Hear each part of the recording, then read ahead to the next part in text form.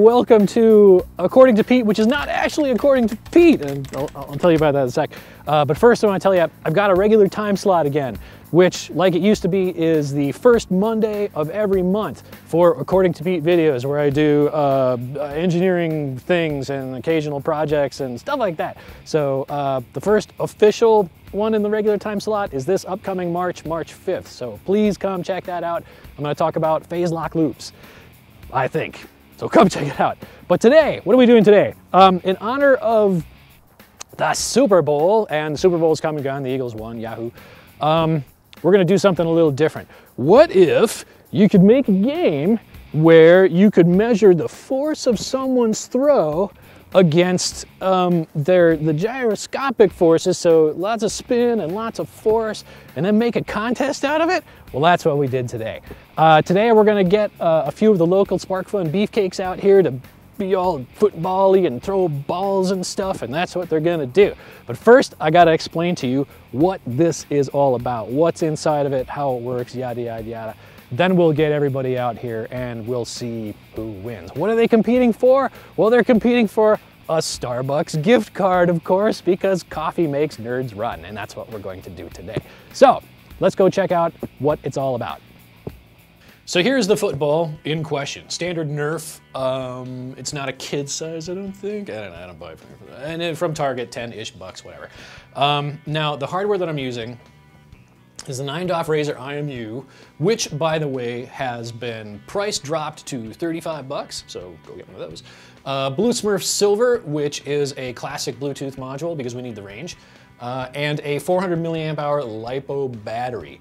All of these things are situated inside the football as close to the axis of rotation as I could get, with a switch and a charge jack so you can recharge the battery. You could recharge it through the USB, but that part is inaccessible, so I just ran the little thing out, okay? So the forces we're interested in when we do this, first one I'll detail is the gyroscopic force. You want the football to be spinning around what's going to be the Z-axis for the IMU, okay?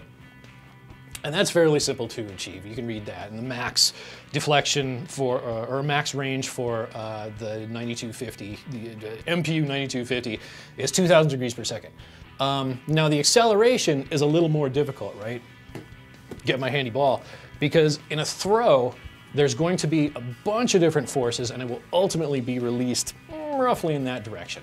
But I'll tell you about how I get that calculation in a sec. Now, the likely force profile that I'm going to be looking at is going to be something like this. This is acceleration, by the way, not gyro. So somebody's going to be holding the ball, and you know they're going to be joshing around with their friends. Hey, I'm going to throw the ball, or something like that.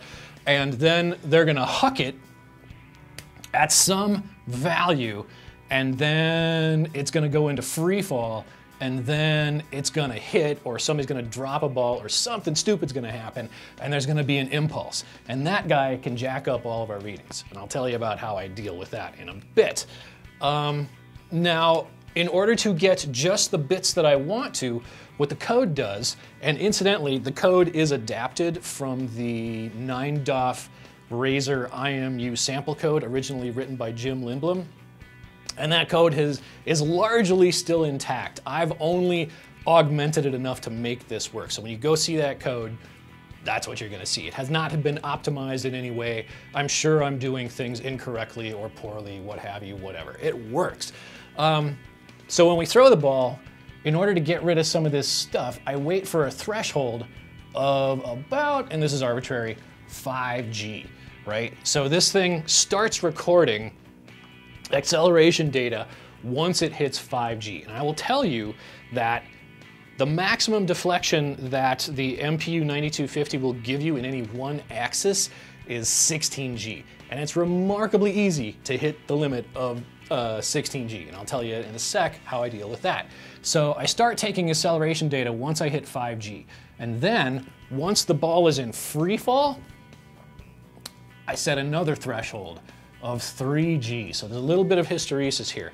At this point, I start taking gyro data for about half a second or so. At that point, the thing goes into standby and waits to be pulled by the Bluetooth, okay? And the reason we wait for to be pulled by the Bluetooth is so that we don't have any of this garbage that happens when somebody inadvertently drops a ball or intentionally drops a ball or pounds it into somebody's head or something like that, right? So we eliminate that.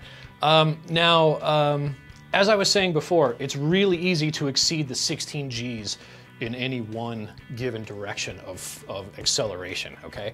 So the way I get around that is to justify that I can't predict all of the forces that are going to be imposed upon the IMU and the ball. So what I do is I actually take, am I going to write? I actually take acceleration data in all three axes. Let me say, no, that's Z, X, Y, what have you. So what I do is I calculate the magnitude of the force vector according to all three axes. So what that is you know, R equals square root of X squared plus Y squared plus Z squared. And R is my number. Now in doing so, I get a max range of about 27.71 G. That's harder to hit. Not impossible. They seem to still be doing it once in a while, but it's not that bad. Now also, the max range for the gyroscopic forces is 2,000 degrees per second, which is like 7 point something revolutions per second. It's also very easy to hit that. But the way I get around that is that I assume, okay, you want most of your rotation to be along the axis, right? Along the lengthwise axis, which is the Z-axis for the IMU. And if you end up getting any kind of like processional garbage, if you're bad at throwing a ball from the X and Y axes, those are subtracted, okay? So now I've got readings that are in the range that the IMU can hit, and people can hit a little less on the maxes.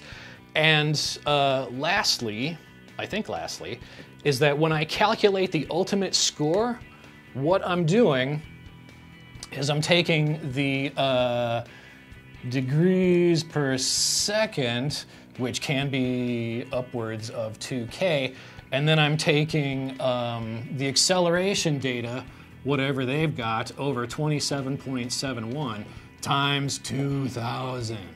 Okay, so what that gives us is a score that can range up to 4K max. That doesn't look like a K. Well, anyway, that's our scoring thing. That's how we're gonna do it. Last thing I should mention is these readings can be a little bit noisy off of the MPU 9250. So what I've done is actually I'm taking a 10 sample rolling average, AVE, average. And in that way, I kind of limit some of the spikes that seem to be prone to occur. Now, I'm sure that there are better ways to do this with the IMU, but you know, pressed for time, let's throw something together and see if we can do this. The code works relatively well, but I'm sure it could use some tweaking. I'm sure these thresholds could be adjusted. There are probably other ways to calculate it. I could be using the internal motion processor thing. I didn't go very in depth. I was just using it as raw values. So that's what we're looking at. We're ready to go. It's mighty cold outside today. Let's meet our competitors. Right you are, Pete. Our first competitor is Blake Blade Hoochin. He is in web design, UI UX specialist, and he's been with the company for 1.5 years. He last threw a football yesterday and said he's a high school pole vault coach. Next up is Pierce Snacks Melcher. He is in technical research and has been with the company for 9 years.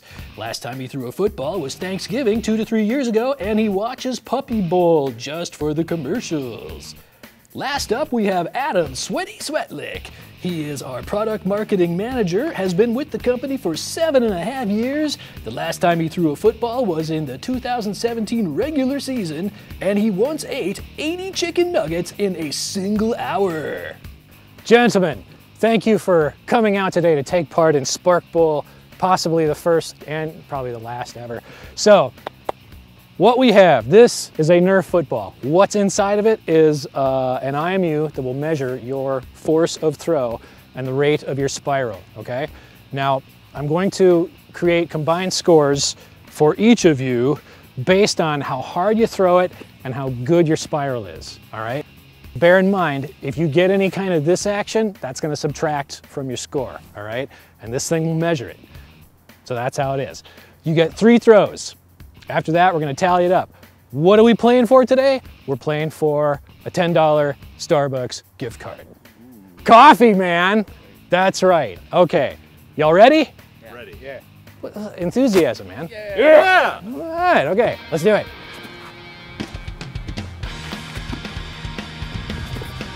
Ah, the wobbler.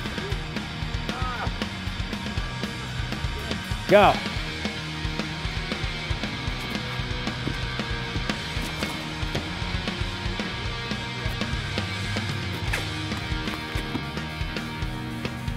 Ooh, good catch. 1745. So we've tallied up the scores and we've got a winner. In third place with a combined score of 3614 points, we have Blake. Blake, you got third place. Well, except there's more. In second place, Pierce with a combined score of 3653 points. Very well done. And in first place is again Blake with 3726 points. Congratulations, Blake. Yeah. Sweaty, you didn't chart until position 6. I'm really sorry. But thank you for playing. At least I'm still the tallest. And I'm the shortest. So again, thanks everybody for playing. Hope to do this again next year. For all y'all at home, don't forget the first regularly scheduled According to Pete is going to be on March 5th, where we're going to talk about phase lock loops. Beyond that, if you have any questions or comments, put them in the comment section, either on the blog or on YouTube, and we'll talk there. And until next time, bye.